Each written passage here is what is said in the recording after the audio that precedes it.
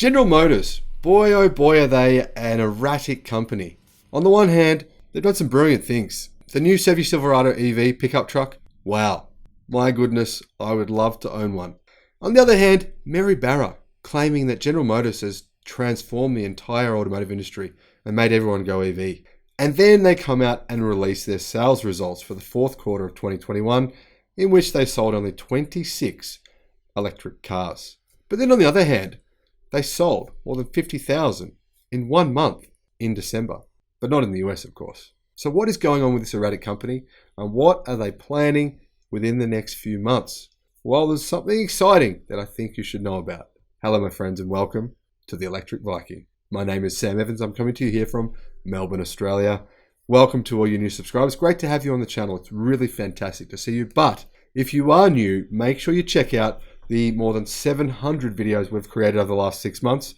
Most of them are fairly short, contain really interesting and important information about electric cars, about batteries, and what is really going on in the automotive industry.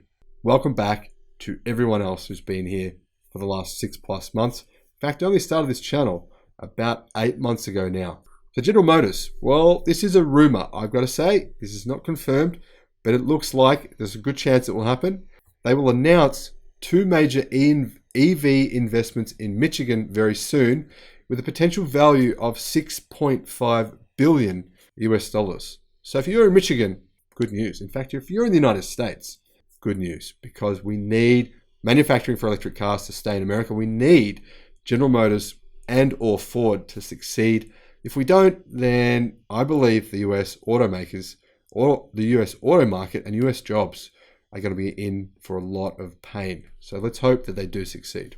Now, this suggests to me that the more and more news that I hear like this, the more and more chance I think General Motors and Ford will succeed. Of course, though, it's still teetering on a knife's edge. Now, General Motors is expected to invest a significant amount in new EV and battery-related projects in Michigan, specifically in Lansing and Orion Township. Well, in Orion Township, actually, General Motors has been given $1.5 billion in tax cuts in order, basically incentives to get GM to continue to invest in EVs and to invest in jobs there in that area, which is, I think, a good thing. Now, recently we heard about approved tax breaks, but apparently this new news about this new investment of $6.5 billion US dollars will be reported on January the 25th at an event in Lansing. Now, amazing is the total investment. Now, if this total investment does come to what is its claimed to be, $6.5 billion US dollars, this would result in around 4,000 new jobs. But you got to remember, that's direct jobs. The ancillary jobs provided from this could be up to 50,000, maybe even 100,000. Could be huge. This is massive for the American automotive market, massive for American jobs.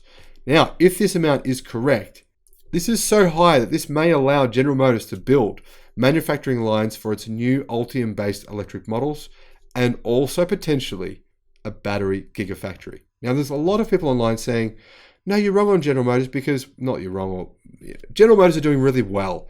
Look at all the battery projects they've got coming. They've got all these different, the truth is, yes, it's good. It's good. Really good? No, not enough. The amount of battery projects they have coming online over the next 5 years is great. I mean, it'd be better if they were online now, but I mean, the fact that they're actually developing these projects is great, but it's still nowhere near enough for the amount of cars that General Motors build. That is how many batteries General Motors need. They need enough cars, they need enough batteries to power every single car that they make.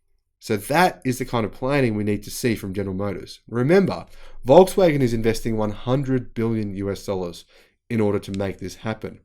But even they will struggle to electrify all their cars for $100 billion.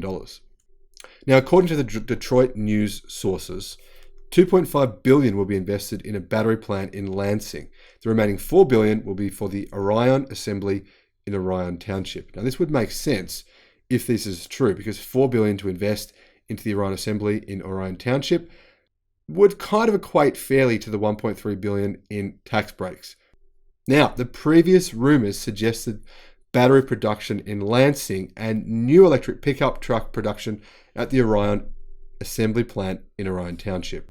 Now, by the way, That is the factory that has been shut since August of last year, still isn't open, maybe might open in February.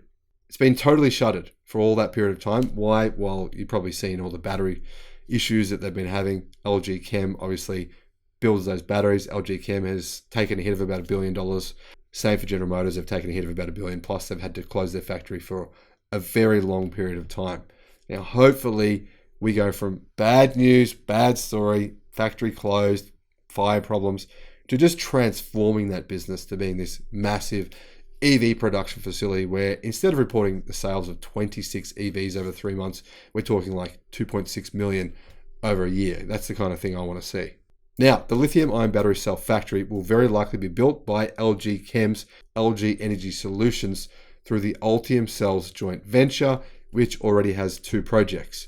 First of those is in Lordstown, Ohio. That's 30 gigawatt hours. Starts in 2022.